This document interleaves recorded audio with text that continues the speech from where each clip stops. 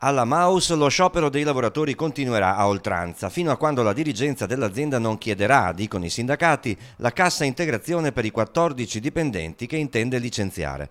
È quanto hanno deciso i lavoratori dopo il nulla di fatto in regione e l'assemblea odierna durata ben 4 ore. Noi siamo convinti e fermi nell'andare avanti, dobbiamo assolutamente avere risposte in merito alle prospettive di questa azienda e noi riteniamo insomma, che questa procedura di licenziamento debba in qualche misura essere ritirata, sospesa.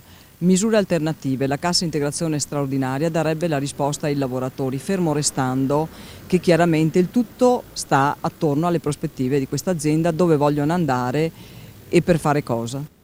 La cosa più normale sarebbe cercare di aiutare questi dipendenti che in teoria risultano essere in più per l'azienda e aiutarli dopo l'azienda a avere un periodo di cassa integrazione straordinaria che non è per niente a carico dell'azienda. Quindi questa rigidità non ve la spiegate? No, diremo che ieri anche in regione non abbiamo capito il perché di questa rigidità. Va trovato con urgenza, dicono CGIL e CISL, un paracadute per i lavoratori che perderanno il posto, in quanto hanno tutti un'età superiore ai 45 anni.